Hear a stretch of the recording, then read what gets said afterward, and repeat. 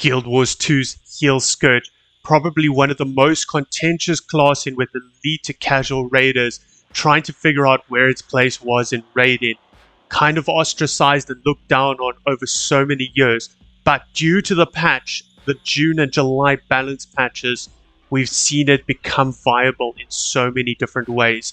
Let's have a look at why this class is just so damn good. Heal Scourge has changed substantially due to the patch, but still an incredible class for so many reasons. Let's have a look at some of the positives now. Firstly, Barrier. Being able to use Barrier saves so much of your group, allows you to skip mechanics and carry inexperienced groups through so many fights. This is probably one of the main reasons why elites just didn't like it, as it encouraged people not to necessarily learn mechanics, but to rather rely on the absolute carry power of a Heal Scourge. It's not affected by any challenge mode and scales off of healing power, meaning that the more healing power you stack, the more you can just slap on Barrier and just carry people. Secondly, res power. The Heal Scourge is an absolute god tier reser. It's got so many skills and abilities that allow it to pull up downed allies, as well as not even allowing them to bleed out. You even have skills that pull down allies towards yourself, pulling them out of mechanics that would kill them. This can save absolute even the most inexperienced groups in most raids, landscape and even fractals. Having a Heal Scourge was just cheat mode for most of its life. And thirdly, just absolute god tier utility. Immense CC, boon grip, boon conversion, Condi conversion to boons, portals, 5 target pulls, absolute just everything you need. There is so much utility in a Scourge, and that's probably why it's probably one of the best classes around. And with all that being said, what are the drawbacks? The drawbacks is this: the way that Scourge applies Alacrity through pillars and barrier means that in inexperienced groups where stacking might be a bit of an issue, it's quite hard to maintain Alacrity on 5 targets. Also, the fact that you have to move slightly away from your pillar might confuse newer players. Scourge also can struggle to keep up certain boons like Might, and also the Aegis timing might be a bit funny. So if you don't have access to certain utilities, you might struggle with your boon maintenance. Because Scourge has got such a god tier arsenal of utilities, you might want to take them like Portal or the 5-man pull or any of these utilities. This means that if your group doesn't play exactly correctly, you might struggle to maintain these boons, but that's more in the higher tier groups. For landscape, believe me, Scourge is going to be one of the best healing classes you'll ever play. Now let's have a look at gear and stats. This is probably going to be the loosest gear and stats that I've ever done on any of my guides, because there are so many options of how to play. You can play with high boon duration, with slightly lower boon duration. You can play with different weapons. There is so much utility in the Heal Scourge, and this is why I'll recommend a build like this. You've got 2 options, either to go for 85% boon duration, which I'll post in the link below, or 80% boon duration. 80% boon duration is if you're going to use food with the 70 concentration. If you're going to use other foods, perhaps some DPS food or some other utility foods or just rice balls in general, you can aim for 85%. The reason for this is when I throw down my pillar, I'll get to pretty much 100%. I'm slightly shy and I could definitely use 1 or 2 concentration infusions. However, I don't think that that's necessary to make up 0.4%. For runes, I've got Rune of the Monk, but if you want to, you can obviously use Rune of Mercy. Rune of Mercy is the absolute god tier reviving rune. It depends on the playstyle. Rune of the Monk will help me maintain and do more healing, but Rune of Mercy is good for a lot of raise power as well as survivability through the toughness. Another honorable mention is Rune of Rebirth. Also, lots of boon duration, healing power, but also the ability to survive a lethal impact. What this will allow you to do is basically if you're in an encounter and there's a one-shotter that you yourself are not prepared for, you will survive, and then you can actually raise your entire group based on just all your immense healing power and raising abilities. Now, with all that being said, you can use obviously almost any stats you want. Obviously, things like Magi will pump up your health, and with health comes a larger pool of life force. Although you can use Harriers, you can use Givers, you can use Minstrels, you can go into Celestials, Seraphs, anything you want to. You can balance your stats, but the only difference is with higher boon duration, you'll maintain might a lot easier. With lower boon duration, you'll probably only keep up Alacrity and maybe some might. So that means that perhaps your Quick Giver might have to cap some of the other. So depending on the Quick Giver that's partnered with you, you might have to adjust your playstyle and stats. But it also just depends if you're on landscape and what your specific job is as an Alacrity healer. Like I said, you can play a healer that does quite a fair bit of DPS, or you can take other weapons to do certain mechanics. So based on your partner, group, and playstyle and what you're doing, whether it's landscapes or raiding, you can adjust your build completely. You could definitely have several builds. I've just gone for a general build with mostly Harriers, some Givers, and I think one piece of Magi's to hit this 85% mark. For Sigils, we're definitely looking at Transference, just absolute god tier, extra barrier, as well as extra healing and res speed. So it's definitely the one that has to be taken. For your off Sigil, I have gone for Concentration just to help my boon duration out. But you can definitely go into water, you can go into para. There's so many options, and if you are playing a bit of a DPS hybrid, you can even go into something that provides maybe a bit more torment or a bit more just condition duration in general. So many options that you can look at, but I would definitely have Transference as one of them. And for weapons, a dagger in the main hand is almost non-negotiable in my opinion. This provides so much life force that you almost never have to worry about life force if you have a dagger in the main hand. This allows you to free up and not have to look at things like Signet of the Undead. You can generate so much life force and therefore just pump out as many F skills as you need to, although you do need to be in melee range for this to be quite a viable option. And your offhand, either a torch or a warhorn is quite good. I like to use the torch for a bit of extra might, but the warhorn is very, very decent as well. For other weapons, I like to use something like a staff. It's got decent range to it, so it allows you to do a lot of mechanics off of group, especially if you pylon chitin, it's QTE. It's got Condi Cleanse, Regen, Big Fear, Big Condis, things like this, decent CC, and like I said, you can use it on the move, and it's a fairly good weapon to use, as well as decent life force generation. If not, you've got a lot of utility. If you're going more into DPS, you can use the Scepter for a bit of decent range DPS. You've got access to an axe, which can provide vulnerability if that's lacking in your group. And yeah, I think in general, there's so much play in this, and therefore that's why it's so hard to lock down the stats and say, okay, take these stats because of this, because you could change your playstyle completely, and especially if you're on landscape, to play a bit of a hybrid, or if you're doing a story mission or whatever and playing some solo content, it's always good to play something like more of a Seraphs or Celestial build, which has got more utility to it. And for feeding utilities, you've got a few good options. Obviously, things like the spiced fruit salad, anything with 100 healing power and 70 concentration is fairly good. Remember, if you are in the 85% build, you can go straight for rifles. You could even go for straight DPS food if you want to. If you are playing the hybrid, straight DPS food, or even something like the fruit salad with healing power and condition damage, it's fairly good.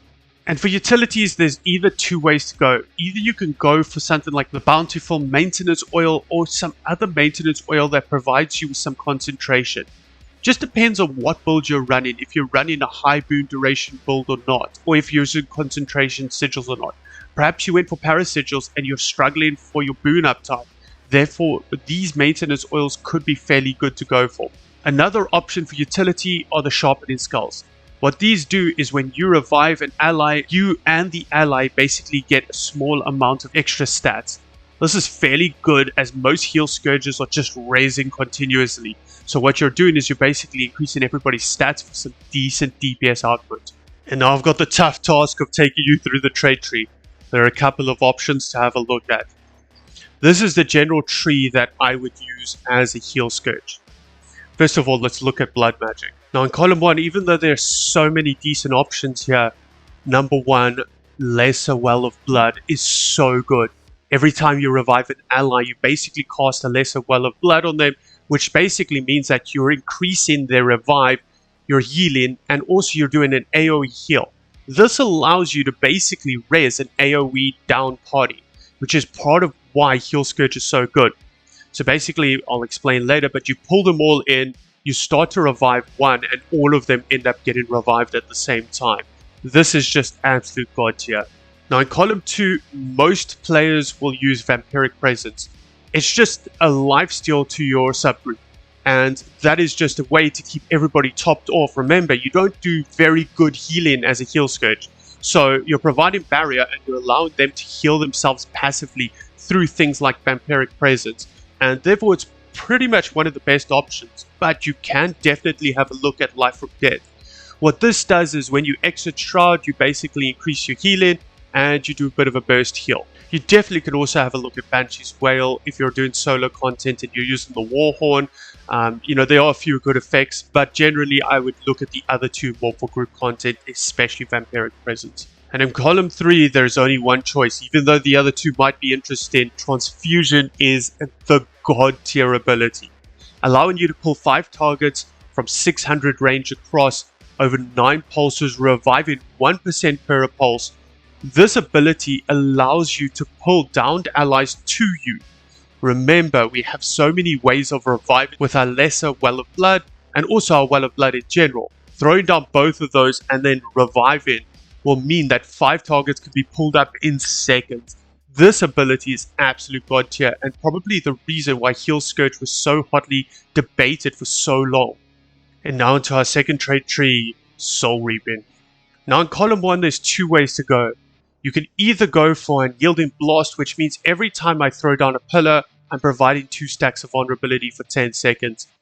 Basically what this allows you to do is keep up vulnerability for your group, and this is a way of playing if vulnerability is lacking. Some fights like Twin Lagos, you might be stuck with a whole bunch of Mirages who provide almost no vulnerability. You might need this just to help out provide some.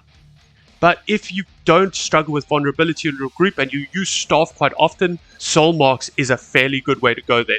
Providing some extra life force when using Marks just helps you maintain your life force. This is fairly decent, especially if you're playing more from range, i.e. if you are Pylon Kiting or QTP and you are going to be camping Staff a lot, this will just help you generate much more life force. Now in column 2 of Soul Reaping, there are so many choices. Soul Barbs, obviously god tier if you're playing the DPS hybrids, i.e. you're not just a pure healer, maybe with Seraphs or Celestials, just extra damage when entering and exiting Shroud, and that's something you need to kind of maintain. Vital Persistence, this is what I kind of recommend mostly as you gain extra vitality, i.e. survival, increased incoming healing, i.e. more healing on yourself, and remember, vitality equates to life force, so this is just more life force so you can use more skills. But another one, Fear of Death, very good. Increased fear effects, duration, and as well gaining life force when using fear effects. Definitely very good, especially if you are using Staff. So if you are going to be using quite a lot of the fear effects, i.e. F4 and your Staff 5, this is definitely a decent way to go, especially if you are like Pylon Kiting or QTP. Now in column 3, Eternal Life is probably the best way to go for a healer, just overall extra protection when not in Shroud and when entering Shroud. What this allows you to do is just stack as much protection as you can. And it's fairly good because the more you survive, the more it's easier to keep everybody else alive. If you're playing a DPS hybrid, Doomfire is definitely the way to go. Basically getting extra burning stacks every time you drop an F1 skill down, as well obviously the duration will be affected by our expertise. So generally, this is definitely a good way to go if you're playing some sort of hybrid with Seraphs or with Celestials. Let's have a look at some minor traits before we go into Scourge. Mark of Evasion. When dodging, you leave a mark of blood, i.e. regeneration, which is obviously fairly good for survival. Vampiric. Every time you hit a target, you siphon health, as well your minion siphons health and gives it to you, which is obviously very good for survivability. Last Rites is obviously a god tier ability. First of all, you gain extra healing power based on your health. So if your health is low, you're getting extra healing power to pull yourself and your group back up. As well, allies or yourself don't bleed out based on whether you're down or they're down. Gluttony, very simple, just extra life force gain from all sources. Sinister Shroud, obviously a very good ability, reducing the cooldown of Shroud's skill. So i.e. we can provide extra barrier through Sandstorm with the reduced cooldown, as well as maintaining better protection uptime. Soul Battery, just extra life force. So all of these minor traits are so useful compared to some other classes where they're just kind of okay. These are immensely good for healing. Now into Scourge. Column 1, Abrasive Grit.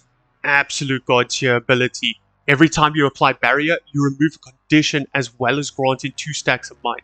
There is no cooldown to this ability, which means you can rip off condies as quickly as you want to. The second minor trait, Sand Sage. Every time you have a shade down, you're gaining concentration and expertise. This works out to 15%. Incredibly good, and this is one of the reasons why we are able to cap our boon duration as well as do some DPS in the same build. In column 2, there's only one way to go, Sandstorm Shroud.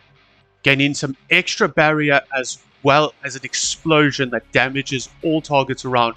It's good for both the healing and also the semi-healing hybrid build. Now, if you are doing solo content and there are targets that are gaining lots of boons, you can consider Feed from Corruption, because only a 1 second cooldown and quite fairly decent barrier. This will allow you to basically just stack up as much barrier as you want to, as we have so many skills that can either remove or corrupt boons. So this skill is fairly decent, but I would say only for solo play. And in column 3, there's only one choice, Desert Empowerment. Applying barrier allows you to apply Alacrity as well as your shades themselves applying barrier and Alacrity. This is basically the way we generate Alacrity, and notice that it does get affected when we do drop our first shade down, as we do get that extra concentration. This is an absolute god tier ability, and this is what's basically making this build possible. Now let's have a look at the utilities. There's a fair amount of super good options. For the healing utilities, there's only 2 good options in my opinion. Well of Blood is generally the choice I would go with. Not only does it revive 2% per pulse for 5 seconds, but also a decent actual heal. Remember, we're applying mostly barrier, which means that if there is damage taken that's beyond what the barrier was there for, that damage needs to be healed at some point. Yes, we have Vampiric Aura and a few other things, but this Well of Blood will actually do some decent healing, and therefore you just place it down every now and then when you don't think that you'll need to use it for reviving a target. As well, a few stacks of regeneration and a light field, a very decent option overall. The second good option, Sand Flare. Better for more of your hybrid, your Seraph Celestial kind of builds. You gain barrier and convert boons on enemies into torment. Good for DPS. Not only that, decent self-barrier and self-healing, as well as allied barrier. What this will also do is basically generate more Alacrity, because remember, we generate Alacrity when providing barrier, as well as might. So if you are struggling with your Alac and your might uptime, this is definitely a good option to look at. As well, remember, every time we give barrier, it cleanses a condition on allies. So this is definitely a decent way to go. Now, the next 2 utilities are almost non-negotiables, maybe only switch out in certain situations. Desiccate. An absolute amazing source of might and your permanent source of fury. As well, converts boons into torment on enemies. Decent also to gather some life force, as you gain extra life force for the amount of targets hit. This is definitely an important way to generate might as well as keeping up decent boon uptime. Serpent Siphon. Basically, unleashing a serpent to a target area when it lands provides barrier, Aegis, and regeneration, as well as converting boons on enemies into torment again, as well as some poison. This is just an incredible source of Alacrity, because remember, we're generating Alacrity on barrier, as well as a source of Aegis, which Scourge never had before. So this is an incredible skill to make sure that you get into big boon uptime. So based on the encounter that you're in, this is a slot we will generally play around. For just general purposes, Blood is Power is probably a decent way to go. Good might. 37 seconds with my current boon duration, 5 stacks, 2 charges. Just a really good way of getting some decent might uptime. And as well, just in super long duration. And also remember that it also creates some self-bleeding, not just bleeding stacks on the enemy. This works well with things like Dagger 2 and also our conditions converted to boon. So if we are to use it and gather ourselves a couple of stacks of bleeding as well as the might, and then after we get to use our F2 ability, you can see that it converts to some decent vigor. Now for the other utilities, we have so many options, it's actually ridiculous. Scourge is probably one of the most blessed classes in the world. Trail of Anguish, massive stability that can cover 10 targets quite easily. Sandswell, a 900 range portal with barrier, i.e. Alacrity. This is definitely good for certain things like Pylon Chitin and QTP, and can be used by your group to do some good skips and mechanics. CPC, Corrosive Poison Cloud, just a good projectile destruction, good in lots of fights and raids like Slothazar as well as Severe. Epidemic, definitely not going to be as strong with the healing build, but definitely very good for certain fights, especially if you're playing a hybrid build. Corrupt Boon, obviously very good for corrupting boons on enemies into conditions, just pumping out some more DPS with 2 stacks. This is a fairly decent skill to use as well. Spectral Grasp, one of my favorite abilities in the whole game. 5-hand target pull, 1200 range. But not just that, in a lot of raid encounters, if you move directly into the center of the hitbox, like in Samrog or Gorseval, and use the skill, all 5 hands will hit the same target, meaning you'll absolutely shred Breakbar solo. This is an absolute god tier ability, and as well, gaining life force on all the targets hit. Signet of the Undead, a decent way of generating some extra life force in combat, but remember, when used active, you can instantly revive a target. This is a very decent skill. Worm, this is used in a lot of encounters to try and body block or to projectile absorb. This little minion's used a lot of times in some strikes and in raids and is fairly good. There are so many other choices. I could go into absolutely every single one of these, but almost every single utility is viable. I just mentioned some of the most important ones. But definitely, Scourge is probably the most blessed class with so many utilities that are so good. And then for your elite utility, you have so many options again. Flesh Golem, incredible because of the lifesteal on minion, as well as good CZ, stability, incredibly strong skill to use, especially in a lot of fights like Doom CM and things like this. Plague Lands might be an interesting option if you're playing a hybrid build and you want to kind of greed a bit of DPS and you're in a fight where the boss doesn't move as much. Lich Form, obviously a great burst skill in a lot of fights, so if you're doing some fractals and you want to pump down a boss quickly, or if you just want an incredibly massive life pool. And finally, Ghastly Breach. Ghastly Breach is not bad for just generating a bit of extra might as well as spreading a few conditions. Not exactly the best skill, but decent if you are struggling for your might up time. Do consider it. But like I said, utilities are incredibly diverse on the Scourge, and you have so much to choose from. Now let's go over some of the weapon skills. Your auto attack on your dagger, you can notice that the first hit is just a normal hit, but the next 2 hits generate quite substantial life force. Therefore, just auto attacking on your dagger will basically cap life force. Dagger 2, Life Siphon, some personal healing. Remember, this is increased if you are bleeding, so you can combo this with certain effects like Blood is Power or Dagger 3 to try and put bleed on yourself, then use the skill, and then possibly an F2 to cleanse or convert it. Dagger 3, Dark Pack. Using this ability converts their boons into conditions, 3 of them, which is pretty massive. Definitely one of the best boon corrupts in game. And you can notice that all of these utilities and a lot of skills are doing a very similar thing. Also, 6 seconds of Immobilize is fairly massive. You put bleeding on the target and you take some self-bleeding. So don't forget to either use some sort of barrier or your F2 after this to get rid of that bleeding stacks.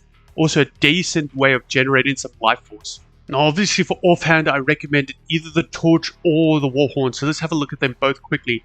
Harrowing Wave is mostly just a bit of burn-in and some torment, fairly DPS focus skill as well as some life force. Oppressive Collapse, decent for getting some might stacks as well as a 200 Defiance Breakbar. It's a decent knockdown. And if you've taken the Warhorn 4, Whale of Doom, this is basically a fair effect which does extra Defiance Breakbar to define foes, which basically is bosses, things with blue bars. Remember, this effect will be affected if you do take Fear of Death. It does get a little bit stronger. Locust Swarm, skill 5. This allows you to gain some swiftness as well as doing life siphoning damage, not just for yourself, but also for your allies. A decent healing skill. Remember, we don't have that much in the way of healing, mostly barrier. So this is a decent way to actually do some passive healing for your group. Now for the staff, a really strong option to take. The auto attack, Necrotic Grasp. This allows you to attack within a straight line, i.e. it pierces, so we can do a bit of AoE DPS if the targets are lined up nicely, as well generated a bit of life force and some decent damage. Mark of Blood, a very decent way to get some regeneration as well as put some bleeding on the target. Chillblains is a nice way of getting some chilled stacks. This is not necessarily just for the DPS, but also for the slow, which will help you basically deal with a lot of mechanics if you are playing the healer role, as well as being a form of soft CC. It's also a poison field with some poison stacks on it, so that means that just your general auto attacks will produce some poison through going through this combo field. Putrid Mark, skill 4, an absolutely great skill. What this does basically is when triggered, removes conditions from yourself and puts them on the enemy, so i.e. a condition transferal, as well as being your only blast finisher. So this is quite an amazing skill for not only cleansing conditions, but also blasting some of those extra fields, perhaps the poison field or the light field, to either do some extra weakness or some cleansing. Reaper's Mark, a massive DPS skill as well as a fear. Remember, this is affected by your fear of death. So if you want to get some extra CC out of the skill, remember to trade that for the extra fear duration. Into our shade abilities. Because of the traits we're taking, there's quite a lot to get through.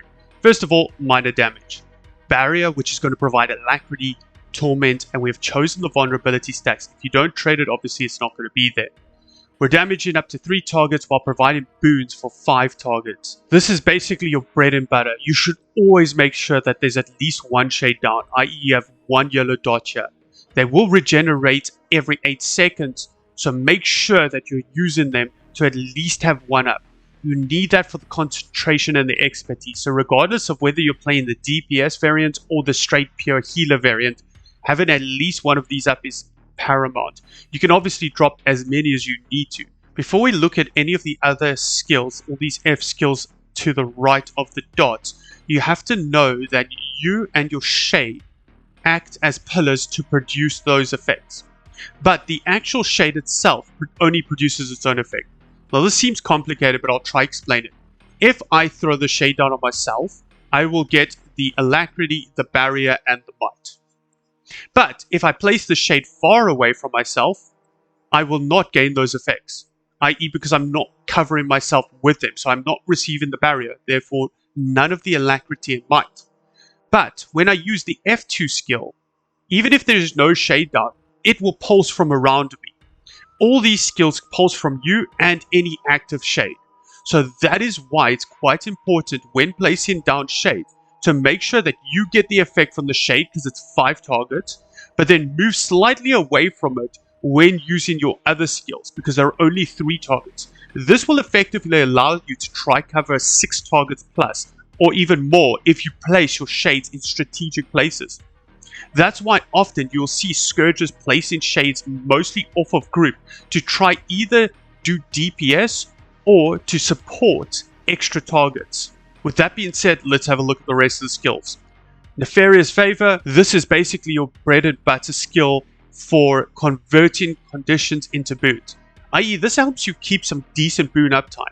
So therefore, you don't have to worry too much about taking condition damage or all of these effects that are creating bleeding on you, as this skill will basically convert those into boons. Shade skill 3, Sand Cascade, extra barrier. So i.e. Alacrity, Barrier, and Might. Absolutely an important skill to use. Shade skill 4, Garish Pillar. What this does is it's some damage and a fear effect. Remember, this fear effect is affected by fear of death, so using that will make it stronger. But not only that, it's affected by transfusion. So this is the skill we'll use to pull in allies to be raised. This is pretty much one of the most important skills. Generally, you will save the skill for when you see downed allies, and you can use it for break bars depending on if your group's experienced or not. Shade skill 5, Sandstorm Shroud. This is the most important skill and almost should be used pretty much off of cooldown unless you're expecting a massive hit. It's basically our way of generating some protection, not just for ourselves, but for our allies. A way of converting boons into conditions on enemies, as well as pulsing barrier with a final big barrier. This is also a skill that you might want to use before a big hit if you can ramp it up. Remember, this also provides Alacrity and Might because it's providing all that barrier as well as a pulsing effect thereof. This is a massive skill. Remember, also note that when you do place your shades down and use the skill, that this skill will also appear out of those shades themselves. Now that we've had a look at all the skills separately, let's have a look at them and tell you about basically the start of a fight. The start of a fight, you're going to basically want to try and throw down at least one shade for the extra concentration. This is going to help with your boon duration. Make sure that there's at least one shade active here. They're supposed to last 8 seconds with an 8-second recharge, so you kind of can stagger them to try and make sure that there's always one down. You don't want to try throw all 3 down at once and then struggle to maintain them, all like throwing down 3 at the same time. It's kind of good to almost try to not just spread them, but to almost kind of get a bit more of a coverage area. Making sure that once you've thrown them down and got the Alacrity yourself, you step slightly out of them when using your other F skills to try and make sure that you're coating as many allies as possible. Initially, you're going to want to try use all your utilities off of cooldown to try and ramp up some might as well. I know this kind of seems a bit counterintuitive, but in the beginning, you are going to struggle to try get a bit of might, protection, and Alacrity. But eventually, you do get to the point in the fight where you're just maintaining these effects. Don't try to overcap your might too early on, because what's going to happen then is you are going to get to these points where all of a sudden you're dropping below 25 stacks of might. This build slightly does struggle with might generation, so keep an eye on that and try to kind of ramp up, but then stagger them in such a way that you're maintaining quite easily. You're going to want to try make sure that then again, you're also auto-attacking with dagger to try keep up your life force so that you don't have issues. Using obviously Torch 5 for some extra might, or Warhorn 5 for some extra lifesteal and therefore just some extra healing. Make sure that if you are at the point where you've got enough barrier but you notice that everybody's not at full health, to throw down Well of Blood just for the actual heal itself. Remember, you don't have much passive healing other than through Vampiric Aura and Well of Blood. And then obviously use your elite skill when you notice there's CC. You've got an absolute 8 ton of CC with your F4 skill, either your Torch 5 or your Warhorn 4. You've obviously got your elite skill on your Flesh Golem, as well as your Star 5. If you've taken other weapon choices, you've also got a lot of options. Remember, if you are struggling for CC, Spectral Grasp is an absolute monster if used correctly. This build is just ridiculously strong all round. To be honest, I don't really see that many drawbacks to playing it. And on landscape, I'm talking about meta trains and things like this, or even when you do some champ trains like bounties, this build is phenomenal. You're pulling people out of mechanics that would have killed them. You're reviving everybody. And yeah, you're just absolutely blasted. This is probably one of my favorite builds. Even before, when it couldn't provide Alacrity, I used to love playing this, even though a lot of people hate it. It's just so fun to carry sometimes. And going forward, I think this is definitely going to be a good pug-friendly build, as well as just an amazing build to play all around.